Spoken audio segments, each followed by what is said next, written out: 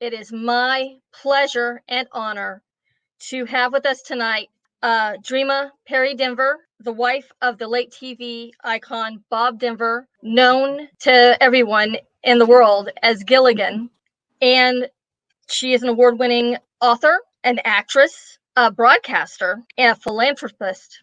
So please welcome Dreama Denver to our show. I know that recently you wrote an article about Dawn Wells. I did. It was in the April issue of Our America. Yes. And I wanted to talk to you about your friendship with Dawn and how you met and some of your favorite memories of her. Friendship. We were friends for almost 45 years. So, oh gosh, Dawn, I still can't believe she's gone. I have to be honest with you. You know, we live on opposite ends of the country. So it's easy to think that she's still there and I'm still here and we just haven't talked for a while. So Dawn and I met on the set of Rescue from Gilligan's Island, the first Gilligan's Island movie. We just clicked. Well, all the cast, they were all so wonderful and so welcoming and just embraced me and treated me like I'd been around forever, you know. But Dawn and I, we clicked in a way that we talked later about it. We knew later that Bob obviously was the catalyst. Being married to Bob, being his wife and everything was what brought me together with her. But Dawn and I would have met. We were on the same theater circuit.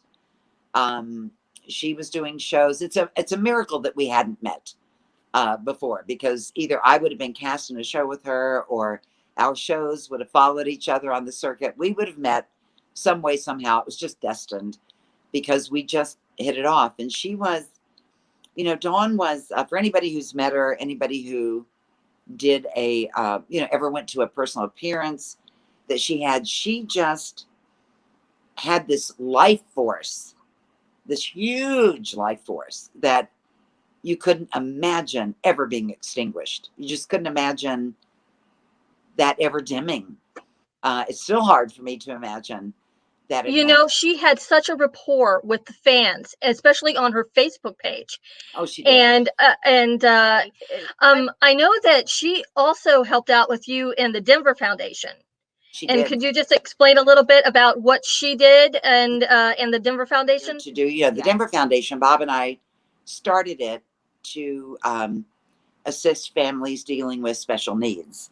In our case, autism, but any special needs. And so, gosh, this is back in, Bob passed away in probably back in 2009, when I was getting myself together and finally trying to take over the foundation. I did a celebrity auction here in my home state of West Virginia, and asked Dawn if she would come and appear, and she did it without hesitation. She was like, absolutely, I'm so there, and came and did that for me. And then years later, and this would have been February of 2019, Dawn, I called her. I was doing a concert. I was putting on a concert for our veterans. I also do a program I founded in the state of West Virginia, the Honor Flight program. We call ours Always Free Honor Flight, where we honor our veterans.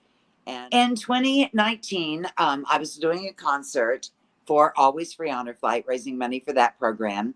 And I called Dawn, asked her if she would come and co-host the concert with me. It was going to be starring Maya Sykes from The Voice and Landau Eugene Murphy Jr. from America's Got Talent. And we just had all these wonderful, Dave Damiani out of Atlantic City. A lot of really wonderful performers were coming in. She said she would love to do it. She came. And the thing about that is we co-hosted the concert. She was coming for 3 days. She got here. We were having so much fun that she decided to stay 2 extra days. So we had 5 days together, with the only responsibility being the concert. All we did was girl talk and eat and sleep and watch movies.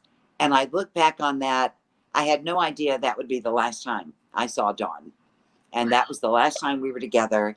And just by the grace of God, we decided to extend it by a couple of days. And we had the most wonderful visit, the most wonderful girl time. And I am so thankful that we had that time, because it was a shock to me, when I found out that she'd passed away, because I'm like, well, she was just on a couple of days ago, yeah, she had been right before that.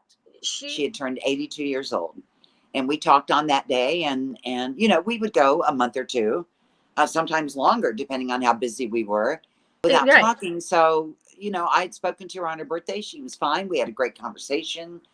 She was, like all of us, tired of lockdown, wanting to get back out on the road and get with her fans and do projects and have things going on.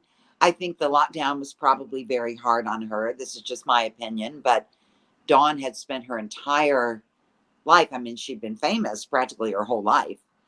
For 60 years, she had been well known. So I think, I think it was hard on everybody, and particularly hard on somebody like that, who is a people person, who wants to be with the fans, who wants to, spend time with them and sign autographs and hear their stories. One thing about Dawn, she was the most curious person. She and Bob shared this quality, which I always loved: curiosity about everything. I mean, if you came up to her table and she was signing an autograph, and she would ask you, okay, now what do you do? And whatever the job was, you could tell her you were the janitor at the local high school, or you were the CEO at, some big company. She was equally interested in everybody, and had nothing but questions about any and everything that you would tell her. She was endlessly curious, and I think that was a huge that was a huge addition to the life force that she had, because she was genuinely interested in everything and everybody, and her life took her into so many different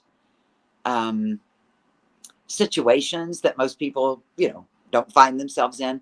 Can I tell you a funny story? My favorite, she was a world traveler, and at some point after Gilligan went off the air, and I'm not sure exactly when this was, but she went to the Solomon Islands in the South Pacific. And so she flew into whatever the biggest island is down there, right? She flew in, and they put her in a canoe to take her to, they were canoeing her to the island where the chief lived, which was obviously one of the smaller islands. So they get to that island, they disembark, Dawn, steps onto the soil, and the chief and his wife come out of the hut to greet the new visitor. And when they did, the chief's wife started screaming, "Marianne, Marianne!" She was screaming it all over the place, because she had gone to nursing school on the big island, the bigger island, years before, and had watched Gilligan's Island every day during that time. The castaways couldn't go anywhere. They couldn't go anywhere without being recognized. Even a little dot of land in the South Pacific. She spent time with the chief and his wife, and of course got treated like royalty, because she was Marianne from Gilligan's Island. Well, I really appreciate you coming on to pay tribute to Dawn, and it means the world to a lot of people. Dawn was a light in the world. She was America's sweetheart, and she's going to be missed. It's a huge loss, but I just think of her and the castaways all together again, doing whatever they're doing. Dawn is asking questions from the minute she got there, I'm sure. And I just comfort myself by thinking they're together again, and how wonderful that is. With regard to you, where can people get in touch with you? Where can they find your book? Not only Gilligan's Dreams, but your award-winning book, Four Bears in a Box, a children's book that you wrote. I have a children's book that is a multi-award winner. I'm so proud of it. Four Bears in a Box and Gilligan's Dreams. If you want them autographed, you can come to bobdenver.com. I love when people order there, because it allows me to write a note and say something in the books, which I love to do.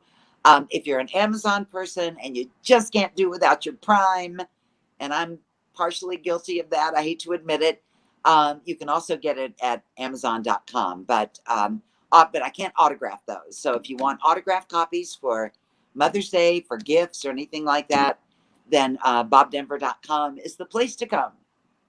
Well, that's wonderful. Thank you so much. And I want to wish you a very happy Mother's Day as well. Thank you so much. And you too. Thank you. And to all the moms out there, happy Mom's Day.